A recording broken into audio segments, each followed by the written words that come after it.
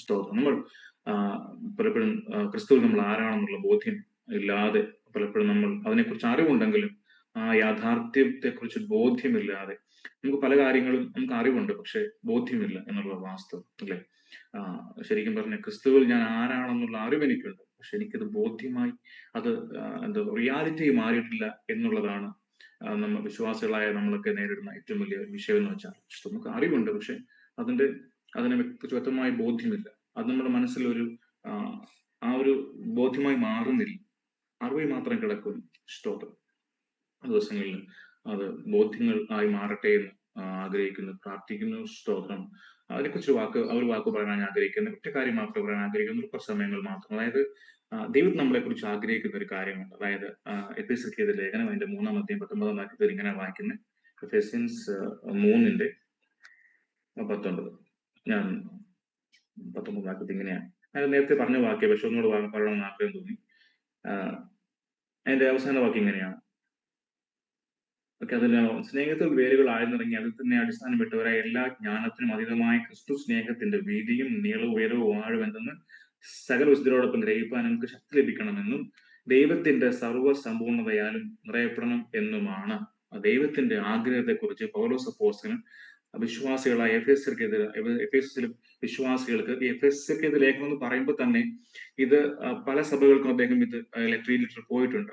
ലവോദിക്യ സഭയ്ക്ക് പോയിട്ടുണ്ട്, എഫേസ്യർ സഭയ്ക്ക് പോയിട്ടുണ്ട്. പലർക്കും എഫേസ്യയിലെ സഭയ്ക്ക് മാത്രമായിട്ട് എഴുതിയ ഒരു ലേഖനമാണെന്ന് നമുക്ക് അനുമാനിക്കാൻ സാധ്യമല്ല. കാരണം അതിലെ പല എഴുത്തുകൾ നോക്കുമ്പോൾ അങ്ങനെയല്ല, അത് പല സഭകൾക്കും പോയ ലെറ്റർ ആണെന്നാണ് വേദപണ്ഡിതന്മാർ പറയുന്നത്. കാരണം ഇത് പലർക്കും എല്ലാവർക്കും ഒരുപോലെ വേണ്ട ഒരു ഒരു അറിയിപ്പായിരുന്നു പൗലോസ് അപ്പോസ്തലന്റെ ഭാഗത്തുനിന്നുള്ള അറിയിപ്പ്. അതായത് പ്രാർത്ഥനയെ കുറിച്ച് അദ്ദേഹം പറയുന്നു, അദ്ദേഹം പ്രാർത്ഥിക്കുന്ന കാര്യത്തെക്കുറിച്ച് പറയുന്നു. അതായത് ദൈവത്തിന്റെ മനസ്സിലെ ആഗ്രഹം എന്നെയും നിങ്ങളെയും എഫെസസിലുള്ള സഭയിലെ എല്ലാവരെയും ലോകത്തെമ്പാടുമുള്ള സകലരെയും കുറിച്ച് ദൈവത്തിന്റെ ആഗ്രഹം ഇങ്ങനെയാണ്: ദൈവത്തിന്റെ സർവ്വസമ്പൂർണതയാൽ നിറയപ്പെടണം. സ്തോത്രം. ഇതൊരു റിയാലിറ്റിയാണ്. ഇതാണ് ശരിക്കും നമ്മൾ ആയിത്തീരേണ്ടത്. പൗലോസ് അപ്പോസ്തലൻ ഇങ്ങനെയാണ് ആ ജനത്തെക്കുറിച്ച് ആഗ്രഹിച്ചത്. ഇതുപോലെ തന്നെയാണ് കർത്താവ് നമ്മളെ കുറിച്ച് ആഗ്രഹിക്കുന്നത്. ദൈവത്തിന്റെ സകല സമ്പൂർണതയാൽ നമ്മൾ നിറയപ്പെടണം. പ്രൈസ്. പക്ഷെ നമുക്കിത് അറിയാമെങ്കിലും നമ്മൾ പലപ്പോഴും നിറയപ്പെടുന്നത് ദൈവത്തിന്റെ സകല സമ്പൂർണതയാലും അല്ല. നമ്മൾ പലപ്പോഴും നിറയപ്പെടുന്നത് പിശാചിനെ കുറിച്ചുള്ള ഭയത്തിലാണ്. ഒരു പുതിയ വിശ്വാസി എന്ന നിലയ്ക്ക് പലപ്പോഴും നമ്മളാരും അതിൽ നിന്ന് എന്താ പറഞ്ഞ ഒരു അകന്നിരിക്കുന്നവരല്ല. പക്ഷെ ചില സമയങ്ങളിലൊക്കെ നമുക്ക് ആ ബോധ്യം ഉണ്ടാവുകയും നമ്മൾ അതിനെ ജയിക്കാനായുള്ള ശ്രമം നടത്തുകയും ചെയ്യും. പക്ഷെ ശ്രമത്തിലൂടെയല്ല, മറിച്ച് നമുക്ക് ക്രിസ്തുവിൽ നമ്മൾ ആരാണെന്നുള്ള ബോധ്യമാണ് നമ്മളെ ഇത്തരം ഭയങ്ങളിൽ നിന്ന് പുറത്തു കൊണ്ടുവരേണ്ടത്. ഹല്ലേലൂയ. ക്രിസ്തു ദൈവത്തിന്റെ എല്ലാ നിറവിനോളം നിറഞ്ഞു വേണമെന്നുള്ള ദൈവത്തിന്റെ ആഗ്രഹം നമ്മൾ ഉണ്ടാക്കി തന്നെ വിശ്വാസികളായ നമ്മൾ പലപ്പോഴും ആ ഒരു ആഗ്രഹത്തിൽ നിറയാനല്ല, ദൈവത്തിന്റെ ആഗ്രഹം എന്താണോ അപ്രകാരമാകുവാനല്ല, മറിച്ച് നമ്മുടേതായ ചുറ്റുപാടുകളെ കണ്ട്, നമ്മുടെ ജീവിത സാഹചര്യങ്ങൾ, നമ്മൾ അനുഭവിക്കുന്ന പ്രശ്നങ്ങളെ കണ്ട് ആ ഒരു ഭയത്തിൽ നമ്മുടെ ജീവിതം നയിക്കുന്നുണ്ടോ എന്നുള്ള ചിന്തയെ പലപ്പോഴും ഈ ദിവസങ്ങളിലൊക്കെ ഞാൻ ചിന്തിച്ചുകൊണ്ട വിഷയം ഇതാ. പലപ്പോഴും വിശ്വാസികൾ നമ്മൾ ആ ഒരു ഭയത്തിൽ നമ്മൾ ജീവിക്കുന്നത്. പക്ഷെ ദൈവം നമ്മളെ കുറിച്ച് ആഗ്രഹിക്കുന്ന ആ ഒരു ഭയത്തിൽ ജീവിക്കാനല്ല. എഫെസ്യർ ലേഖനത്തിന്റെ 6-ാം അധ്യായം വായിക്കുമ്പോൾ അവിടെ ഇങ്ങനെ പറയുന്നത്: നമ്മുടെ ദൈവം ക്രിസ്തുവിനോടുകൂടി ദൈവത്തിൽ ഉയർപ്പിച്ച് ദൈവത്തിന്റെ വലതു ഭാഗത്ത് ഇരുത്തിയിരിക്കുന്നു. അങ്ങനെ ഒരു ആശയമാണ് വാക്യത്തിൽ വരുന്നത്. ഞാൻ ഈ പുതിയ ഒരു ട്രാൻസ്ലേഷൻ വായിക്കുന്നതുകൊണ്ട് എനിക്ക് ആ ആശയം പറയാൻ ആഗ്രഹിക്കുന്നു. നമ്മൾ ഇരിക്കുന്ന സ്ഥലം എവിടെയാണെന്നുള്ള ബോധ്യം, ആത്മാവ് നമ്മൾ എവിടെയാണെന്നുള്ള ബോധ്യം നമ്മൾക്ക് പലപ്പോഴും ഇല്ല. ശരി, അങ്ങനെ ഒരു ബോധ്യം നമുക്കില്ല. ഇല്ലാത്തതുകൊണ്ടാണ് പലപ്പോഴും നമ്മൾ ഈ ലോകത്തിന്റെ പലതും കണ്ട് ഭ്രമിച്ചു പോവുകയും ഭയപ്പെടുകയും ചെയ്യുന്നത്. ഹല്ലേലൂയ. സ്തോത്രം. പക്ഷെ ദൈവം നമ്മളെ കുറിച്ച് ആഗ്രഹിക്കുന്ന കാര്യം അങ്ങനെയല്ല. പുതിയ പുസ്തകത്തിൽ നമ്മൾ വായിക്കുമ്പോൾ അവിടെ 33 തവണ സ്ട്രെയിറ്റ് ആയിട്ട് പറഞ്ഞിട്ടുണ്ട്. യേശു കർത്താവ് പറയുന്ന വാക്കുകളുണ്ട്: ഡോണ്ട് ബി അഫ്രൈഡ്, നിങ്ങൾ ഭയപ്പെടേണ്ട. 33 തവണ യേശു കർത്താവ് മാത്രം തിരുവായി മൊഴിഞ്ഞ് പറഞ്ഞിട്ടുണ്ട്, ഭയപ്പെടേണ്ട എന്ന് പറഞ്ഞിട്ടുണ്ട്. ഹല്ലേലൂയ. സ്തോത്രം. അതുപോലെ നമ്മൾ ഈ ഭയപ്പെടുന്ന ഈ പിശാചിന്റെ പ്രവൃത്തിയിൽ ഭയപ്പെടുമ്പോൾ തന്നെ നമ്മൾ ഒന്ന് കാര്യം മനസ്സിലാക്കണം. ഇയ്യോബിന്റെ പുസ്തകത്തിലേക്ക് പോകുമ്പോൾ ഈ പിശാച് ഭൂമിയിലൊക്കെ സഞ്ചരിച്ച ശേഷം ദൈവസ്ഥാനിൽ എത്തുമ്പോൾ പിശാചിനോട് ദൈവം ചോദിക്കുന്ന ഒരു കാര്യമുണ്ട്. എന്റെ ദാസനായ ഇയ്യോബിന് മേൽ കണ്ണുവെച്ച് ചോദിക്കുന്നുണ്ട്. അപ്പൊ അതൊന്ന് മനസ്സിലാക്കുന്ന ഒരു കാര്യമുണ്ട്: ദൈവത്തിന് അനുവാദം കൂടാതെ പിശാച് നമ്മുടെ മേൽ കണ്ണു വെക്കാൻ സാധ്യമല്ല. ദൈവം അനുവദിക്കാതെ നമ്മുടെ മേൽ ഒരു പിശാചിന്റെ ഒരു സ്കീമും സംഭവിക്കുകയില്ല. രണ്ടാമത്തെ കാര്യം പറഞ്ഞാൽ യേശു കർത്താവ് പത്രോസിനോട് പറയുന്ന ഒരു വാക്കുണ്ട്: പത്രോസെ, പിശാച് നിന്നെ പാറ്റിക്കളയേണ്ടതിന് അനുവാദം ചോദിച്ചു, ഞാൻ കൊടുത്തില്ല എന്ന് പറയുന്നുണ്ട്. അപ്പൊ ഇതൊക്കെ തെളിവാക്കുന്ന ഒരു കാര്യമുണ്ട്. ദൈവം അനുവദിക്കാതെ, ദൈവത്തിന്റെ അറിവില്ലാതെ ഒരിക്കലും പൈശാച ശക്തി നമ്മുടെ മേൽ തൊടാൻ സാധ്യമല്ല. നമ്മളെ ഹാം ചെയ്യുവാൻ അവർക്ക് സാധ്യമല്ല. അവരുടെ തന്ത്രങ്ങൾ മൂലം നമ്മളെ ഭയപ്പെടുത്തുവാനൊക്കെ അവർ കഴിയും. പക്ഷേ നമ്മളെ ദൈവത്തിന്റെ പെർമിഷൻ ഇല്ലാതെ, ദൈവം അറിയാതെ നമ്മളെ ഒന്നും ചെയ്യുവാൻ പൈശാച ശക്തികൾക്ക് സാധ്യമല്ല എന്നുള്ളതാണ് ഈ രണ്ട് സംഭവങ്ങളിൽ നിന്ന് നമുക്ക് മനസ്സിലാക്കാൻ കഴിയുന്നത്. സ്തോത്രം. പക്ഷെ എപ്പോഴും നമ്മൾ തിരിച്ചറിവില്ലാതെ, ബോധ്യമില്ലാതെ നമ്മൾ പിശാചിന്റെ സ്കീംസിനെ ഭയപ്പെടുകയും നമ്മൾ അതിൽ നമ്മളെ മനസ്സിനെ ഷാക്കിലാക്കി അല്ലെങ്കിൽ ഇങ്ങനെ കുരുങ്ങിപ്പോകുന്ന അവസ്ഥയും ഒക്കെ നമ്മുടെ ജീവിതത്തിലുണ്ട്. ദൈവം നമ്മളെ കുറിച്ച് ആഗ്രഹിക്കുന്ന കാര്യം അതല്ല. പലപ്പോഴും നമ്മൾ മനസ്സിലാക്കേണ്ട കാര്യമുണ്ട്. ഇരിക്കുന്ന എന്റെ പൊസിഷൻ എവിടെയാണ്, എന്റെ അതോറിറ്റി എന്താണ്, ഞാൻ ആരാണ് ക്രിസ്തുവിൽ. ഹാലലൂയ. ലൂക്കോസിന്റെ സുവിശേഷം 10:19 വായിക്കുമ്പോൾ അവിടെ നമ്മുടെ അതോറിറ്റിയെ കുറിച്ച് പറയുന്നുണ്ട്. ലൂക്കോസിന്റെ സുവിശേഷം 10:19 എന്ന് വായിക്കാം. ലൂക്കോസിന്റെ സുവിശേഷം 10:19 വാക്യം. ഹാലലൂയ. സ്തോത്രം. 10:19 ഇവിടെ ഇങ്ങനെയാ പറയുന്നത്: പാമ്പുകളെയും തേളുകളെയും ശത്രുവിന്റെ സകല ബലത്തെയും ചവിട്ടിക്കളയുവാൻ അധികാരം നൽകിയിരിക്കുന്ന ഒരു വാക്യമാണ്. വായിച്ചു കേൾക്കാം. യേശു കർത്താവ് ശിഷ്യന്മാരോട് പറയുന്ന വാക്കാണ് പാമ്പുകളെയും തേളുകളെയും തേളുകളെയും ശത്രുവിന്റെ സകല ബലത്തെയും ചവിട്ടുവാൻ ഞാൻ നിങ്ങൾക്ക് അധികാരം തരുന്നു, ഒന്നും നിങ്ങൾക്ക് ഒരിക്കലും ദോഷം വരുത്തുകയുമില്ല. സ്തോത്രം. ഹാലലൂയ. വളരെ വ്യക്തമായിട്ട് യേശു കർത്താവ് ശിഷ്യന്മാരോട് പറയുന്നു, പാമ്പുകളെയും തേളുകളെയും ശത്രുവിന്റെ സകല ബലത്തെയും ചവിട്ടുന്ന അധികാരം നിങ്ങൾക്ക് നൽകിയിരിക്കുന്നു. അവ ഒരിക്കലും നിങ്ങൾക്ക് ദോഷം വരുത്തില്ല. അതാരും നോക്കത്തില്ല. നമ്മൾ നോക്കത്തേ ഉള്ളൂ. പാമ്പുകളെയും തേളുകളെയും ശത്രുവിന്റെ സകല ബലത്തെയും ചവിട്ടാൻ അധികാരം തന്നിരിക്കുന്നു. ശരി. പക്ഷെ നമ്മൾ ചവിട്ടത്തുമില്ല, നമ്മൾ അധികാരത്തെ ഓർക്കത്തുമില്ല, നമ്മൾ ഭയപ്പെട്ടിരിക്കും. താഴെ വായിക്കുമ്പോൾ കാണാം, ദോഷം ചെയ്യത്തില്ല. എന്റെ മനസ്സിൽ കഴിഞ്ഞ ദിവസം ഈ വാക്ക് വന്ന് കണ്ടത്, ഈ വാക്ക് ഞാൻ കണ്ടത്. ദോഷം ചെയ്യത്തില്ലെന്നാ പറയുന്നത്. നമ്മൾ മനസ്സിലാക്കാൻ നമ്മളങ്ങനെ നമുക്ക് ദോഷം ചെയ്യും എന്നുള്ള ഭീതി എപ്പോഴും നമുക്ക് എനിക്ക് എന്റെ ചുറ്റുപാട് പലപ്പോഴും നമ്മുടെ ഭയത്തെ ആരോ പറഞ്ഞു കേട്ടിട്ടുണ്ട്, പിശാച് നമ്മളെ ഒന്നും ചെയ്യാൻ സാധ്യമല്ല, പക്ഷേ നമ്മുടെ ഭയമാണ് പിശാച് മുതലെടുക്കുന്നത്. ഭയപ്പെട്ടു പോയ കഴിഞ്ഞ സുമ പ്രസംഗിക്കുമ്പോൾ പറയുന്നത് കേട്ടു, ഈ ഒരു കാന്തം പോലെ ഭയം എന്ന് പറയുന്നത്. നമ്മൾ ഈ ഭയം എന്ന് പറയുമ്പോൾ ഈ ഒരു കാന്തം വെക്കുമ്പോൾ ആ ചുറ്റുപാടുമുള്ള സകല ഇരുമ്പ് തരികളെ വലിച്ചെടുക്കുന്നത് പോലെ ഈ കാന്തം എന്ന് ഈ നമ്മുടെ ഈ ഭയം എന്ന് പറയുന്ന ഈ ഒരു സാധനം ചുറ്റുപാടുമുള്ള സകല നെഗറ്റീവ് ഇമോഷൻസിനെ പിടിച്ചെടുക്കും. അത് പിശാച് നമ്മൾ കയറാനുള്ള ഉപയോഗിക്കാനുള്ള ടൂളാണ് ഈ ഭയം എന്ന് പറയുന്നത്. അതുകൊണ്ട് യേശു കർത്താവ് പറഞ്ഞ 33 തവണ വ്യക്തമായിട്ട് പറഞ്ഞ് ഭയപ്പെടേണ്ട എന്ന് പറഞ്ഞത്. അതുകൊണ്ടാണ് ഈ വാക്യത്തിലും പറയുന്നത്, പാമ്പിനെയും തേളിനെയും ശത്രുവിന്റെ സകല ബലത്തെയും ചവിട്ടും അധികാരം നൽകിയിരിക്കുന്നു, അവ നിങ്ങൾക്ക് ദോഷം ചെയ്യത്തില്ല.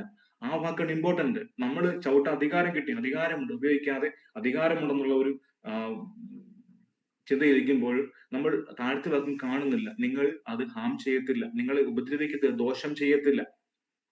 നമ്മളെപ്പറ്റി ചിന്തിക്കുന്ന മറിച്ച. ഹല്ലേലൂയ. ആ എഫേസ്യർ 2:6 വായിക്കുമ്പോൾ ഇങ്ങനെയാ വായിക്കുന്നത്: നിങ്ങൾ സ്വർഗ്ഗസ്ഥലങ്ങളിൽ ഇരുത്തപ്പെട്ടിരിക്കുന്നു, ദൈവത്തിന്റെ കൂടെ ഇരുത്തപ്പെട്ടിരിക്കുന്നു. ഇരിക്കുന്നത് സ്വർഗത്തില. ഈ നമുക്ക് താഴെ ഈ അധികാരങ്ങളും വാഴ്ചകളും എല്ലാം. ഈ വാക്യം ഈ വാക്യം കമ്പയർ ചെയ്ത് നോക്കി. ശത്രുവിന്റെ പാമ്പുകളെയും തേളുകളെയും ശത്രുവിന്റെ സകല ബലത്തെയും ചവിട്ടിക്കളയുക. നമ്മൾ ചവിട്ടിക്കളഞ്ഞ എങ്ങനെ? നമ്മൾ ഇരിക്കുന്നത് മുകളിലാണ്. ഈ അധികാരങ്ങൾക്കും വാഴ്ചകൾക്കും പ്രിൻസിപ്പാലിറ്റീസിനൊക്കെ മുകളിലാണ് നമ്മൾ ഇരിക്കുന്നത്. അപ്പൊ നമുക്ക് മുകളിലിരുന്ന് താഴേക്ക് നോക്കുമ്പോൾ ചവിട്ടിക്കളയാൻ ഈസിയാണ്. ഞാൻ ആ ഒരു സെൻസിൽ പറയുകയാണ്. നമ്മൾ അവിടെ ചവിട്ടുന്നല്ല, അത് ലിറ്ററലി അല്ല പറയുന്നത്.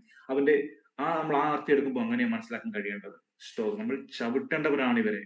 പൈശാചിക വ്യാപാരങ്ങളെ ചവിട്ടിക്കളയേണ്ടവരാണ്.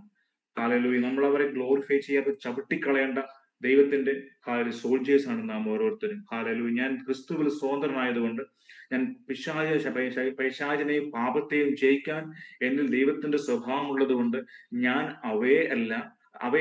എന്നെയാണ് ഭയപ്പെടേണ്ടത്. ഹല്ലേലൂയ.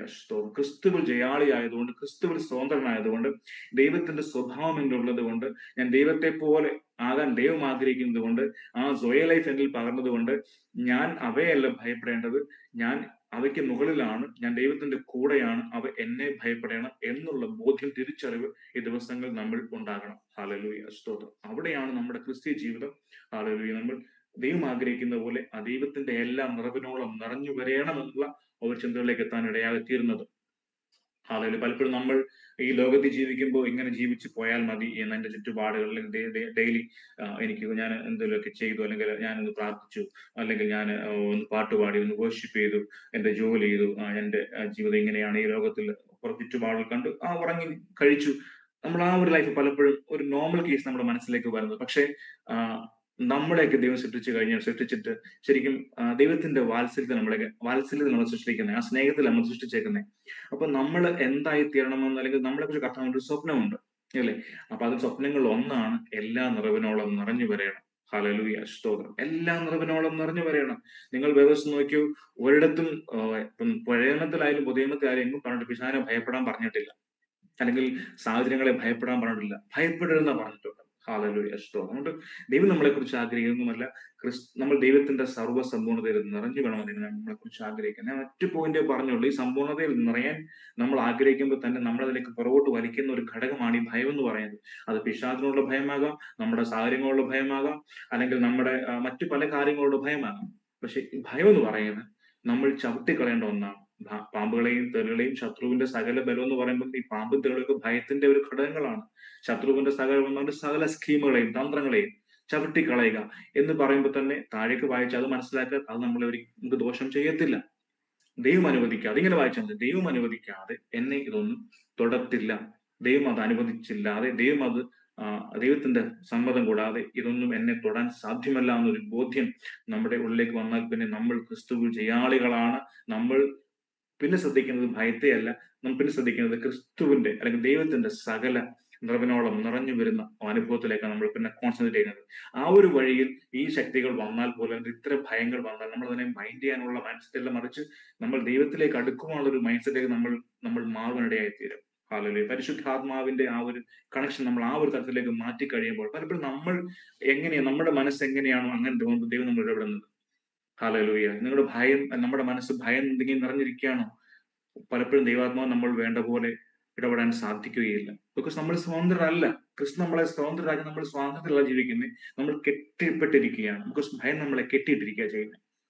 ഹാലലൂയ. അതുകൊണ്ട് ഈ ദിവസങ്ങളിൽ ഭയത്തിന്റെ അത്തരം ചിന്തകളിൽ നിന്ന്, നാളെക്കുറിച്ചോ അല്ലെങ്കിൽ നമ്മൾ കടന്നു പോകുന്ന നമ്മുടെ ഈ പ്രസന്റ് ടൈമിനെ കുറിച്ചോ, അല്ലെങ്കിൽ വരാൻ പോകുന്ന കാര്യങ്ങളെ കുറിച്ചോ, അല്ലെങ്കിൽ എനിക്ക് വേണ്ടി പിശാച് ഒരുക്കുന്ന കെണികളെ കുറിച്ച് ഓർത്തിട്ടോ ഒന്നുമല്ല, അതിനെക്കുറിച്ച് ചിന്തിക്കാനല്ല, മറിച്ച് ഞാൻ ക്രിസ്തുവിൽ എനിക്ക് എങ്ങനെ വളരാൻ കഴിയും, ഞാൻ ദൈവത്തിന്റെ സമ്പൂർണ്ണതയോളം എങ്ങനെ നിറഞ്ഞു വരാൻ കഴിയും.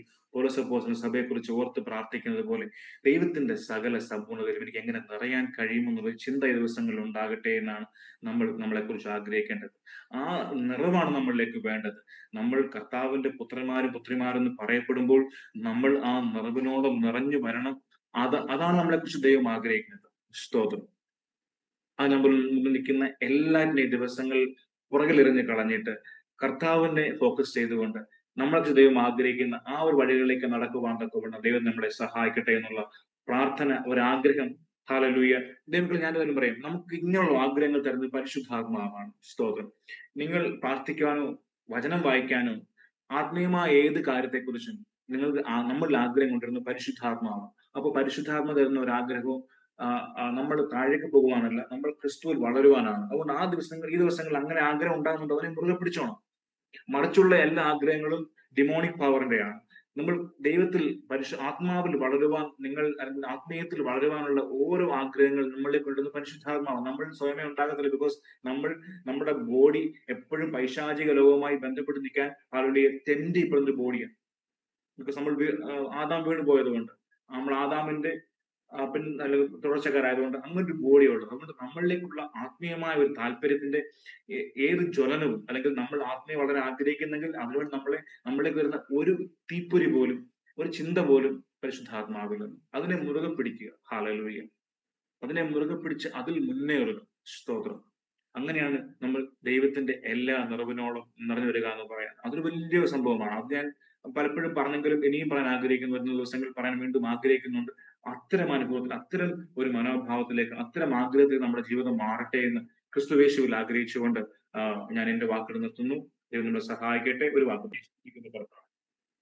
കേട്ട വാക്കുകൾക്കായി, അങ്ങനെ വചനങ്ങൾക്കായി നന്ദി പറയുന്നു. ഞങ്ങൾ ഭയപ്പെടാനല്ല, മറിച്ച് ക്രിസ്തുവിൽ വളരുവാൻ, കർത്താവ് ദൈവത്തിന്റെ എല്ലാ നിറവിനോളം നിറഞ്ഞു വരാൻ ഞങ്ങൾ ആഗ്രഹിക്കുന്ന പിതാവ്. അതിനെ ഞങ്ങളെ സഹായിക്കുന്നതിനായി നന്ദി പറയുന്നു. പരിശുദ്ധാത്മാവ് ഉള്ളിലിരുന്നുകൊണ്ട് അപ്രകാരം ഞങ്ങളെ നയിക്കുന്ന കർത്താവിന്റെ സ്നേഹത്തിനായി എങ്ങനെ സ്തുതിക്കുന്നു, വാഴ്ത്തുന്നപ്പോ എല്ലാ ഞങ്ങളുടെ മക്കളെ പിതാവിന്റെയും പുത്രന്റെയും പരിശുദ്ധാത്മാവിന്റെയും നാമത്തിൽ ഞങ്ങൾ ബ്ലസ് ചെയ്ത് പ്രാർത്ഥിക്കും. അനുഗ്രഹമായി മാറട്ടെ, ക്രിസ്തുവിൽ വളരട്ടെ. മഹത്വം എല്ലാം തമ്പുരാൻ യേശു ക്രിസ്തുവിനുള്ള നാമത്തിൽ തന്നെ.